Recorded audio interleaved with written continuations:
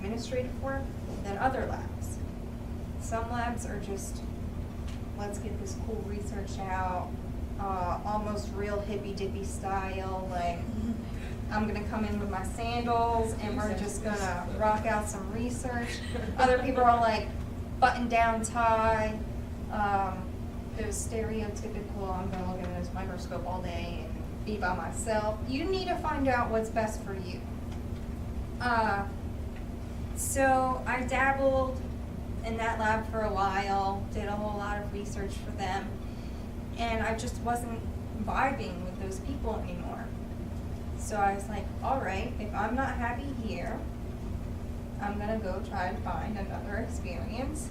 And that's where I'm at right now, and I'm a lab tech slash manager slash pseudo TA for this one PI, Vern Twombly, if any of you know Vern, down in the basement.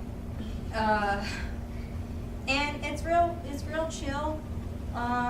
And he has high respect for his student workers, which I didn't feel I was getting in the previous lab I was working at. So you honestly need to soul search, figure out what you can handle, figure out what you're willing to compromise before you set down any roots, because if you're in a lab and the people you just can't stand, you're not gonna wanna go to work every day. And the grad students over at the bio department will tell you the same thing. That's why they make their rounds before they pick what they actually want to do with their lives. Also, research ebbs and flows. If you can't handle not having any discoveries, only fails, and then having very few exciting peaks in your career, then I don't know if research is for you. Right. So, you gotta try it. So it goes back to understanding the work culture. For some people, having, as Anastasia put it, the glasses, looking in the microscope, that works for them. And that's neither bad nor good. It's just what works for that person. And some people need a more relaxed environment with music. I won't say hippie style like Anastasia did. Therapy. Excuse me. But some people just need a really more relaxed environment so that their work can be more productive because it fits their personality. And it's kind of like what we discussed in class. Are you going to work somewhere where you have to compromise a lot of yourself? Or are you going to work somewhere that really fits you as a person? And so again, it's about that trial and error, it sounds like. Yeah, excellent. Anyone else want to talk about it? Their experience, you know, what was good, what was challenging, but you know, not using anyone's names. Yeah, I can follow up on my research experience.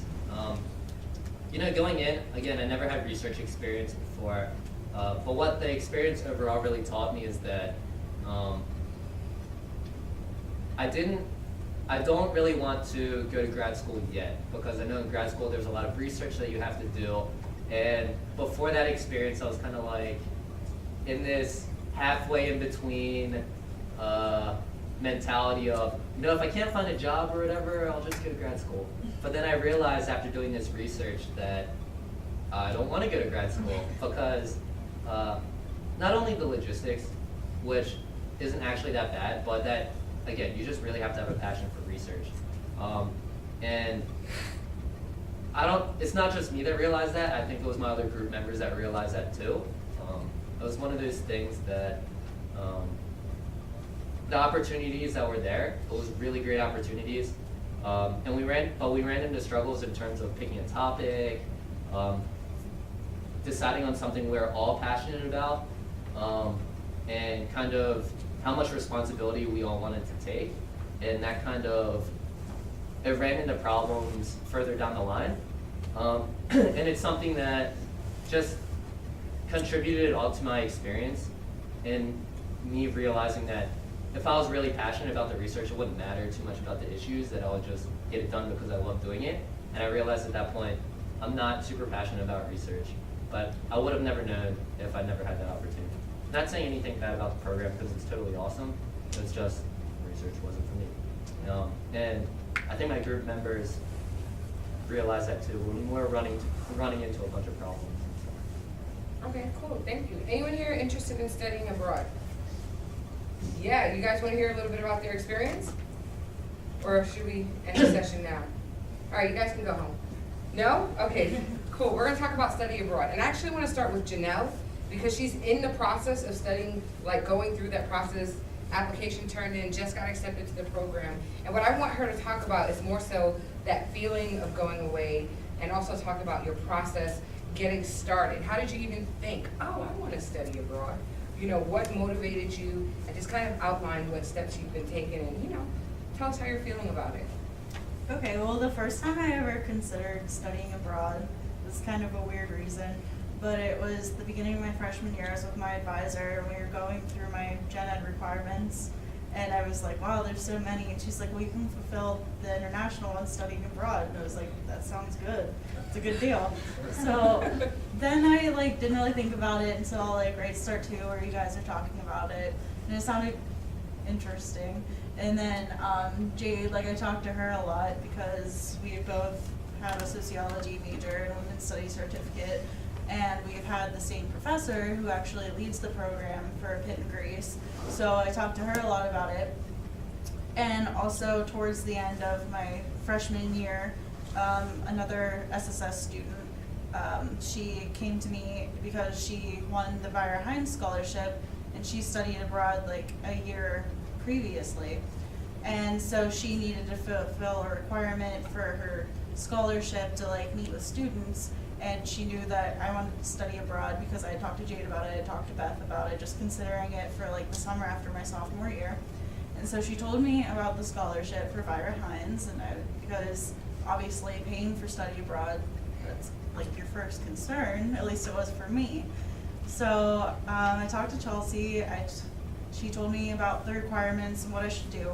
So the first week back as a sophomore, beginning of September, I went to the study abroad office, and Carol or Sarah, you've seen one of them today. I talked to them and I told them I was interested. They told me what to do and how to apply, and I met with them throughout the semester, which was actually really helpful for by the time I had an interview because they knew my face, because it's a very competitive scholarship. It's $5,000. That's a good bit of money. And they knew Chelsea, who had also had the scholarship, and I worked with her. So I actually had to apply for the scholarship before the study abroad program. And so I ended up doing okay on the interview. I hoped that I knew people. And so I won the scholarship, and then trying to find which program I wanted, I really was pushing myself to do a non-Western country because they're really not explored. Vira Hines really advocates it, you get more money. So I was really trying to push myself to go somewhere in Africa because it's a beautiful country. Even though I'm not going there for study abroad, I'd still love to go to Tanzania. I would love to go. But I decided that the Pitt and Greece program was the perfect study abroad program because it would fulfill credits for my major, which would also fulfill gen ed requirements. The professor who leads it was the first professor I had at Pitt. He's the one who got me really involved in sociology. So it was just a perfect fit. He already knows me, good time to get to know him, network. And so I've been accepted. But right now, even one of my biggest concerns, and one of the reasons why I got the Vira Hines scholarship, is I've never been abroad. I've never been on a plane. My parents don't go on vacation. I've never even seen a plane in person. So I'm just throwing myself out there. I'm just going to be getting on a plane for the first time in May and accomplishing two of my biggest fears, which are actually heights and deep water. I'm flying over the Atlantic. So I'm going for it. I'm doing it all at once. But I'm really nervous, but I'm really excited. And I know I have other people in SSS to talk to throughout the whole process. And so do not be afraid if you want to study abroad. My parents are not giving me a dime. They don't have that to give me. It's all on me. And I'm making it happen. I've gotten most of the money. I'm still waiting to hear back from other scholarships, so do not be intimidated if you want to study abroad. So you applied to multiple scholarships? Yes, I did. Wonderful, thank you, yeah. So that one you could never have been out of the country, right? Correct. Okay. Canada don't count. No, I've been to an island, so. Yeah, unfortunately, yes. Uh-huh. Okay, cool. So thank you for telling us that. And you know, I'm really excited for Janelle because she's challenging herself. This is something that she's scared of, and when she told me about it earlier, I could see the fear run across her eyes and run back the other direction. But she's like, you know, I'm gonna do it. It's what I really want to do, and I've never gone before. And so this is the experience about internships, volunteering. If you've never done it and you're like nervous about doing it, this is the perfect time to try it. You guys are students. There are awesome programs that will satisfy certain requirements you need. And so it's great. There are scholarships available. She's applied to more than one, which is fantastic. Anyone else on the panel studied abroad? And Jay, tell us. So, Janelle just told you how she's scared, and I can tell you that she's about to have the time of her life because I went on that same exact program. The first thing I want to say about it is I want to stress like networking. Like I, told Janelle like, hey, go to Dr. E. You can name drop, because me and him are close. But also when I applied for it, I asked a sociology professor to write my letter of recommendation for me. And it was like a couple weeks before it was due, and I saw him. I was like, hey, did you write it? He was like, oh, not yet. He was like, but don't worry, I already talked to Dr. E about it, and I told him, how great you are. Before he even wrote the letter of recommendation, he was like, and I told him I'm going to be writing it for you. So like, if you really network with these professors, they'll go above and beyond just writing that letter of recommendation for you. So once I went, Greece was amazing. It was. I had been out of the country before, but I hadn't been on a plane for 11 hours. So that was interesting. But I went with a fellow SSS student, and it was just the time of my life.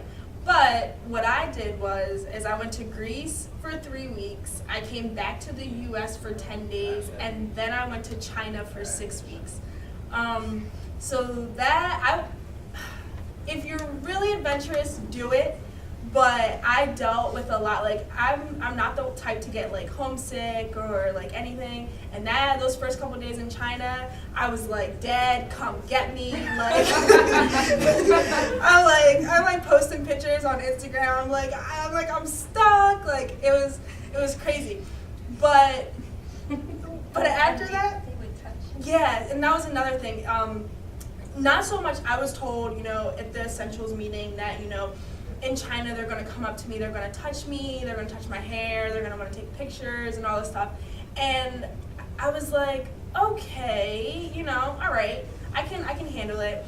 And when I got there, it was in Beijing. So they had just had the Olympics. So they've seen people that look like me. They've seen people, like the teacher I went with was like pale white, red curly hair. Like they've seen, people that like her before. But it wasn't until we went to like the tourist sites, like Forbidden City, which would be like the equivalent of like you when you were younger going to see the White House or something like that. So you go to these tourist sites and you're from the other side of the country. These people are from like Royal China. They come here. They've never seen a black person before or a white woman with red curly hair.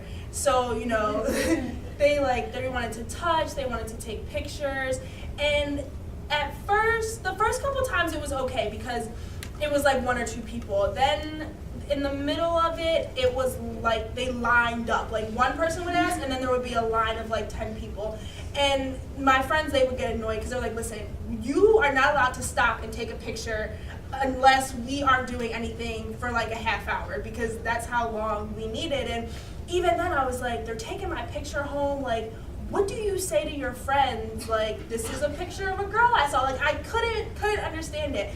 And I started thinking some more, and when we were over there, we got paired with like Chinese buddies, and she was just talking to me, and she was like, I still have my picture of the first black person I saw, and I was like, what? Like, still couldn't understand it because, we're in America, we see a lot, and we're like, it's normal. And so once she said that, I was like, okay. So from that point on, I made sure that every time someone took a picture with me, I made my friend take a picture too, so I had it on my camera. So now I have like this collage of like everyone. And I'll tell people like I learned what it meant to be black in a sense that like we're all different and really diverse here by going to China and Greece because they had never seen anyone like that before. In Greece, they were just like, oh, like we love you. And I was like, oh, okay. Like, you know, I'm just a normal person. Like, what is all this, you know, extra stuff? But it was great, and you know, going over there and just like causing confusion, because it would be me, the professor with the red curly hair, and she actually adopted a daughter from China who was like 10. So like us walking around, they like thought it was a circus, and they're like, you know, what is it? And like, yeah, why are you guys together? And you know, so it was just a really good experience. And for the China program here at Pitt, you don't need to know Chinese to go. So I said, okay, I'm gonna go and I'm gonna take Chinese while I'm over there, because Pitt was offering a class. I sat through it for one day and I was like, I can't do it, because I didn't feel like I was gonna do as well. And since the Pitt and programs count for your GPA, I was like, I don't wanna, you know, take that risk. Excuse me. So I was like, I'm gonna drop it. So I personally loved being in China and not speaking the language. I know some other people might not like it, because that's always the question I get. Did you know Chinese? No, not at all. What did you do? I looked at the pictures, I pointed at something, they brought it, and it was either an epic fail or it was like the best thing I've ever had in my life. And I like that, because you know, I lived in Greece. It's more of a traveling program, so you'll be in like 8 different hotels over 3 weeks. China, you were in the same block radius for 6 weeks, and it's really what you make of it, because I have people on my program who they discovered that McDonald's, KFC, and Pizza Hut all deliver in China, so they never left the dorm. And you know, and after a while I was like, I'm sick of this. Like, I need to go down the street and, you know, go eat at, you know, one of the local places. So you saw the same people, and I will never forget the last day I was buying DVDs. They were bootleg, you know, black, you know, Chinese market, and bought like House 8 seasons for like $6. And I was like, oh, he was like frantically trying to tell me something, and like people could tell that we were having like this big thing, and like we couldn't understand each other, so they were like crowding around, and he's like looking through stuff, and I'm like, I don't know if I should leave, or like is he like, what is he about to say? And he finally put out this piece of paper, and it was like, thank you for coming, hope to see you again. And he pointed to it in Chinese, but the English was like underneath it, so I read it.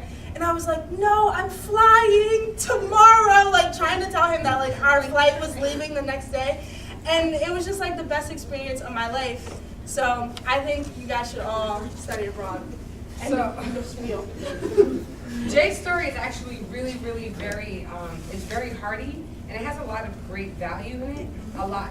She was able to, using herself as a conductor, introduce people to a different culture, as well as prove that some stereotypes don't exist by just being herself. She was kind, she allowed people to take pictures with her, and I love the part where you said that when you figured, after you were talking to your buddy, that you realized that it wasn't a bad thing, it was something that was just different.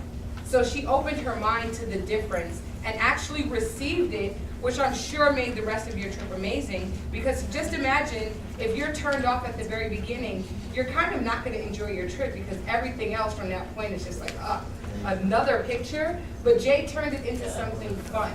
And so for anyone who's thinking about studying abroad, you know, we're not all like Jade. We're all different people. And sometimes experiences like that are difficult for us to manage, but it's about digging deep, and I'll use Anastasia's phrasing, soul searching, and realizing, again, what works for me and what doesn't work for me. Do you guys have any questions for those who want to study abroad, or our panelists? Yes, that's a lovely question to ask, please. Yeah, absolutely. That was a great question. I didn't. Oh, I thought you had your hand raised for a question. Yes. I was gonna ask you, how did you like figure out the 2 and 1 summer thing? Because I wanna do Pitt and Greece, and then I wanna do something else too, like the next summer.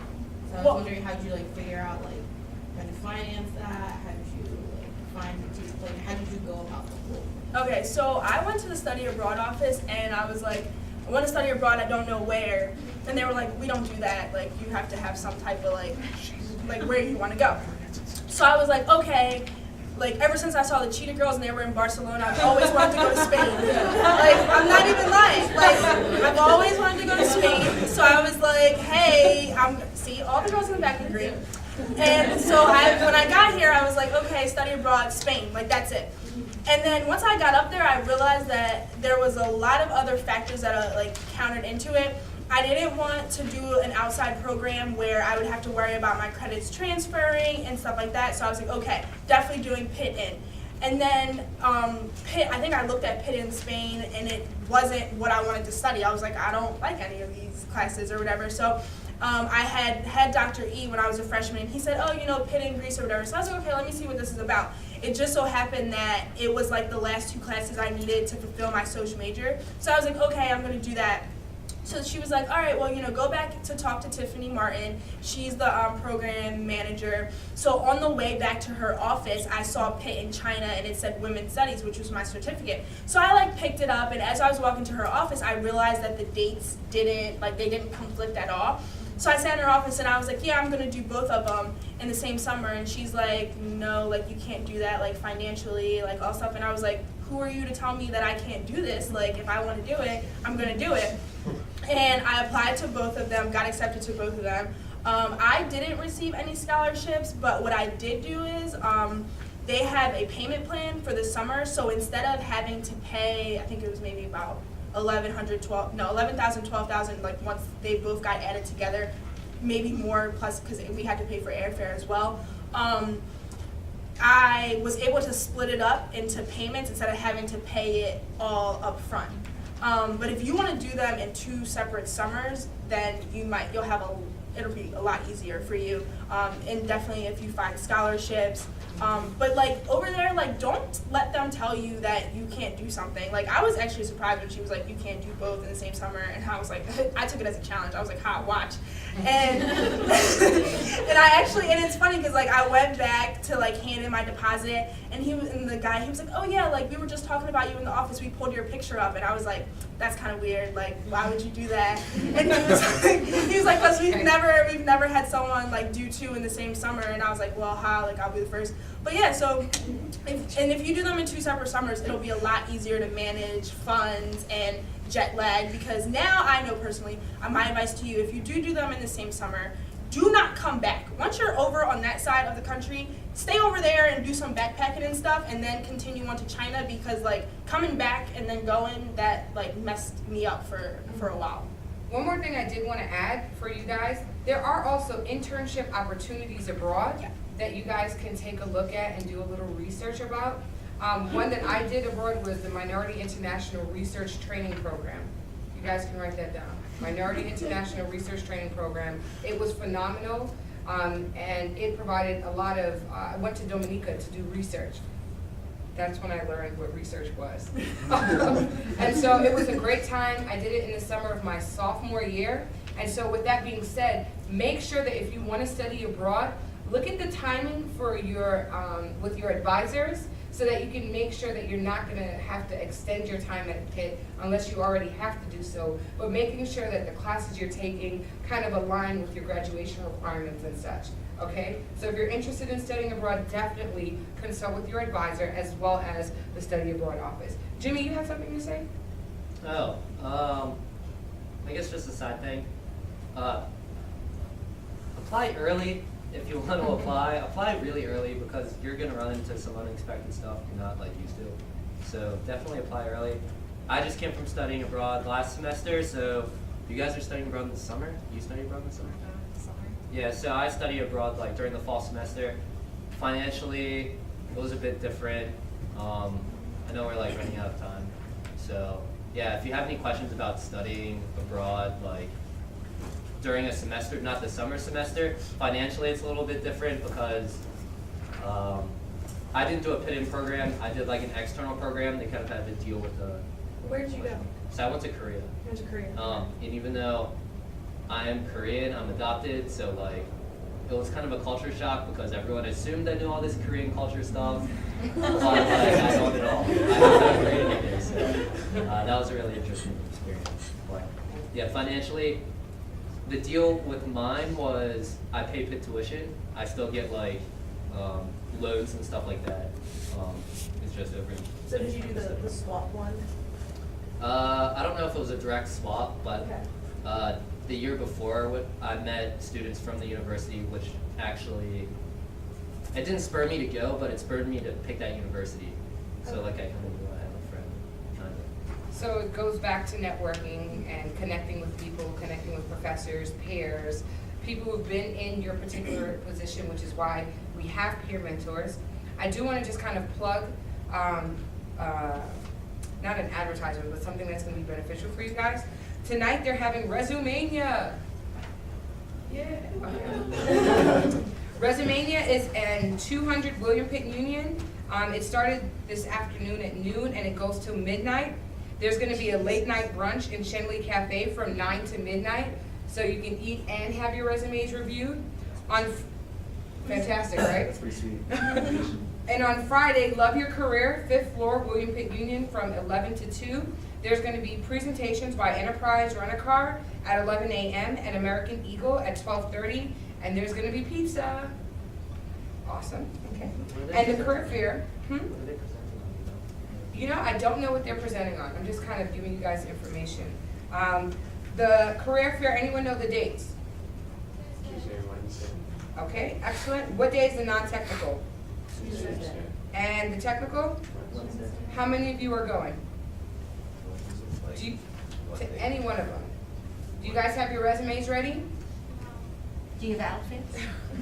Go to Do you have- Resumania. Yes, go to Resumania. Tonight is the perfect opportunity. And I don't know, I mean, if it's next week, it's kind of short notice to try to go to the Career Development Center, but you can still try. And even when you go, if you can't make an appointment, they have a really great resource booklet that has a lot of information that is very supportive. And so you can just grab one of those and kind of work your way through it until you can actually make an actual appointment to get it reviewed, right? And off Yeah. of that, like, we all have made resumes that have gotten us jobs, internships, volunteer opportunities. So like, we might not be official, but it got us in somewhere, so. And they were approved Yeah. by those people. Yeah, So basically, they're saying use them as a resource as well.